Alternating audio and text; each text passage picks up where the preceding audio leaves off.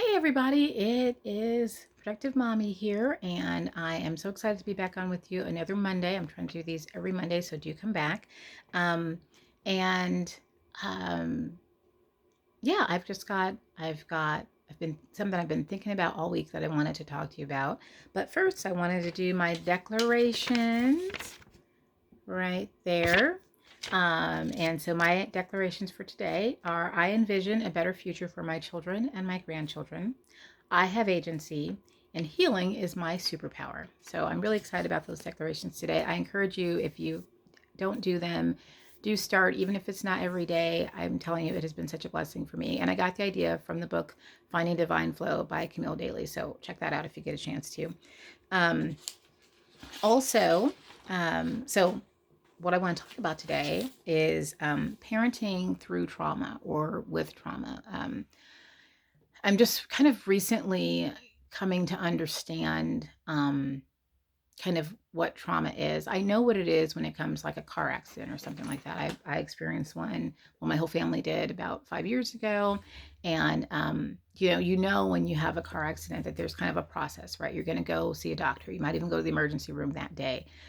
You're going to get medication. You're going to be sent to a specialist if need be, orthopedic doctor, a physical therapist. And then you're going to take the time to heal. You're going to do exercises at home that help. There's all these things that you do, and it's sort of normal, right? And we expect it. And when someone doesn't, it's just kind of like, oh, you didn't take care of yourself? Like you need to do that. Um, you get rest, you get help with the kids if you can, you take time off from work. But the other traumas, the invisible traumas, we might say, we don't even recognize, and then we don't do anything to heal. So, the trauma I'm experiencing right now is racial trauma, but we know that there's all kinds of childhood traumas.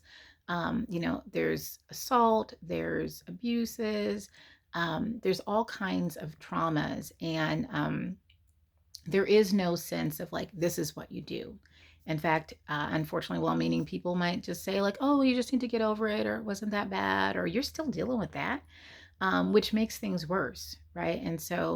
Um, and you're still parenting, right? You're still going to work. You're still trying to work on your relationships. You're still trying to schedule birthday parties and doctor's appointments. You're still having to live life because that trauma did not happen in a bubble outside of your regular life. It is your regular life, right? And it affects it. And so I think for myself, and I'm sure for so many people, you find that parenting becomes even more of a struggle because you can't even bring your best self to that parenting situation, right? How many of us have just gone off on our kids, right? Because you were exhausted from the trauma, right? You were triggered by something. Does that make it okay? No, but the awareness that it happened can help us to both be kind to our children and be kind to ourselves and go, okay, this is not about my child spilling the milk or drawing on the wall or not going to sleep, right? So, just like if you have back pain after a car accident, you don't blame the box, right, that you tried to lift. You recognize that it's because of that car accident and that your body is weak and you're still trying to heal, or maybe that's something that you can't do. So, I just recently learned about racial trauma going through a program. It's actually a virtual retreat called Healing from Racial Trauma, which a woman named Reverend LaDonna um, Nkosi Sanders, I believe, hopefully I'm saying that last name right. She's with the Gathering Global puts on, and it's really awesome. So I encourage you to check that out. But I did not realize I was experiencing racial trauma or naming it until then. And so they talked about a lot of things, but a couple of things for that I wanted to share was there's vicarious trauma, which is basically the trauma of racism that we see in the news and around us all the time. And so as a nation, we're really experiencing that, especially since last summer, and the death of George Floyd, and seeing that video over and over again. It's trauma, right? And we should recognize it as such. And then there's direct trauma, which is something happened to you personally. And so I'm experiencing both because something did happen to me personally, which I shared about, but I just realized I shared about it on my personal page, not on my Productive Mommy page. So I'm gonna repost that onto my page, because we were on vacation and I experienced this racial trauma that I am still dealing with. It's been over a month now, or a month now, and it struck me that I am still dealing with this trauma, this experience.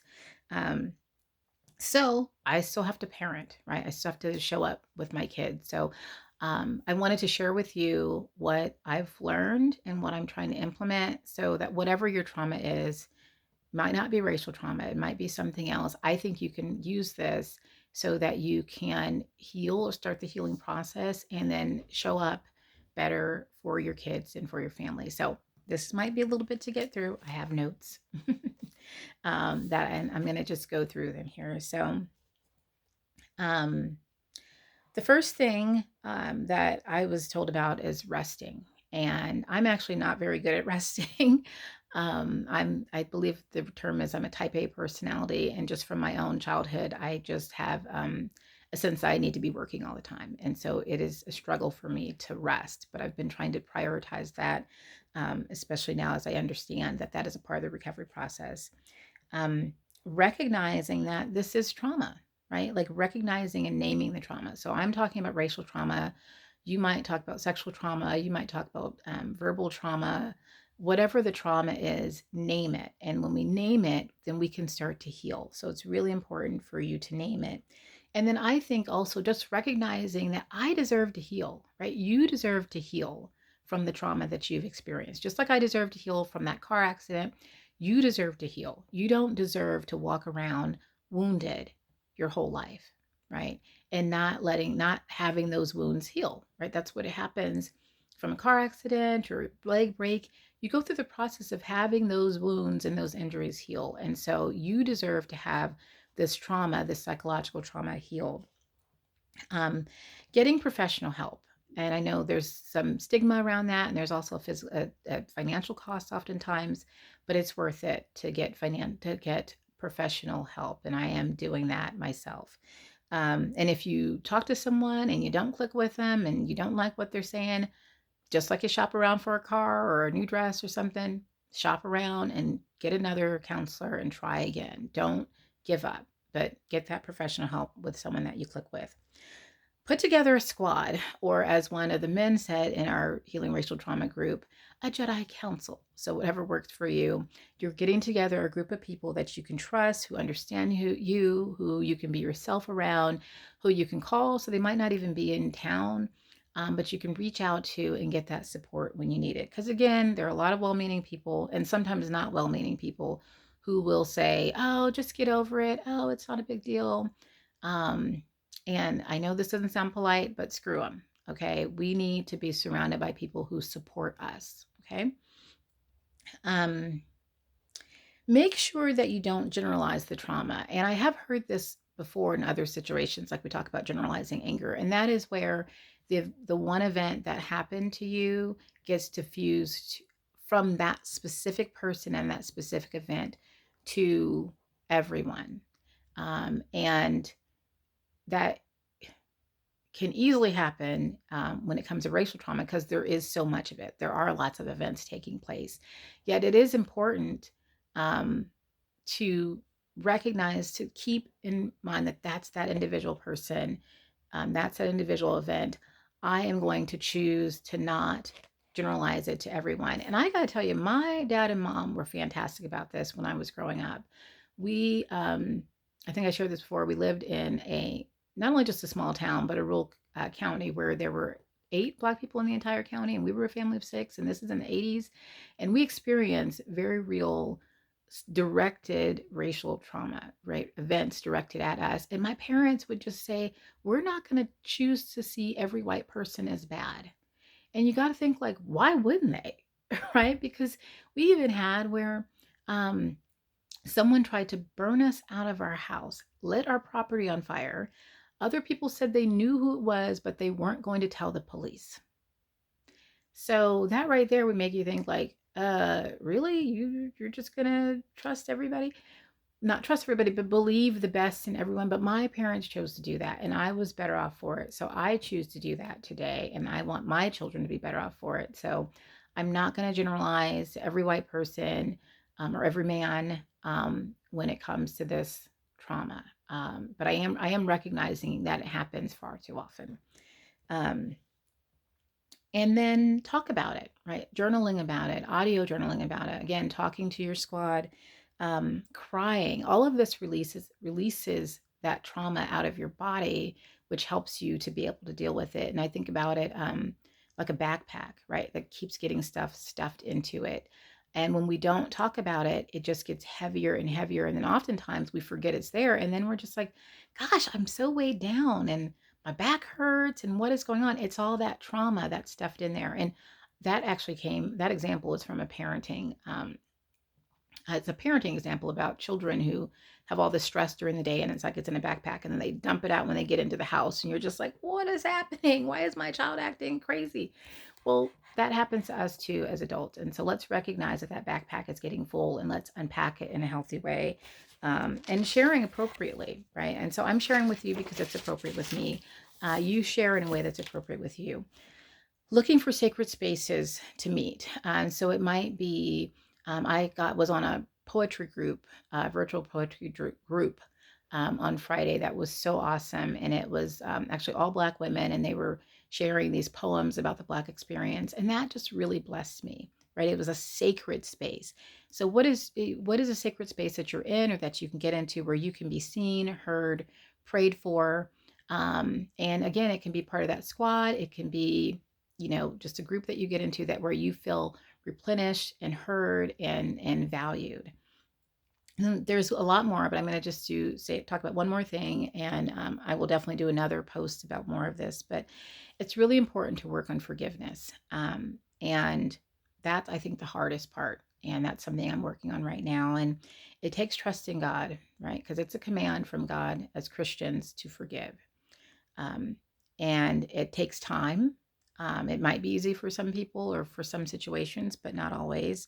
Um, it doesn't mean that justice isn't necessary, right? Forgiveness doesn't mean, oh, you know, um, the harm that you caused me does not need to be, just doesn't need justice, right? You might need, like in these cases with the police, you need it to go to court, or you might ask for your money back for something that, um, for that injustice, or whatever the case, you might need justice to be served, but you can forgive outside of that need, because it helps free us up. And this is my favorite part, it frees us up to dream and hope again.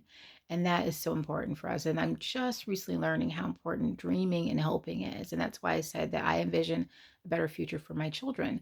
I don't want to just deal with what's happening today, right? I want to have a vision for something bigger and brighter and better for my children and my children's children. And just very quickly, and I'd heard this on a podcast. I wish I could remember who it was who said it, but she was an Afrofuturist writer. But she talked about how um, Harriet Tubman didn't wake up one day with a plan. She woke up one day from a dream. She had a vision of freedom, and that's where she took her steps. She didn't have oh, this is exactly what's going to happen, and this is the Underground Railroad. No, she had a vision.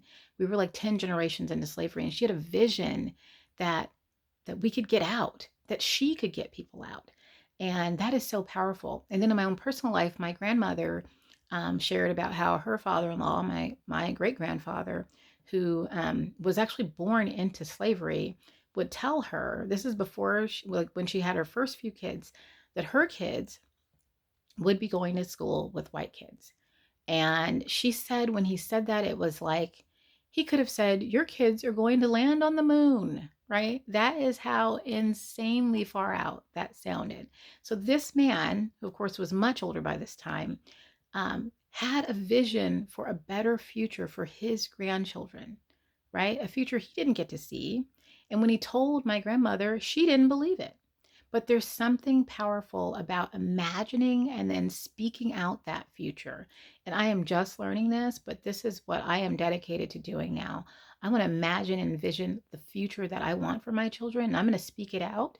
And then also, this writer was sharing, this Afrofuturist writer and activist. She said, then look at what's one or two things that you can do personally to um, move things towards that vision, that dream. And so I'm just starting out on this, but I am so excited about that idea of really having agency, creating my own agency, and then stepping out on that. And I feel like this is a part of my healing process too. So um, thank you for just being here and being in this space with me. I hope it feels like a sacred space for you.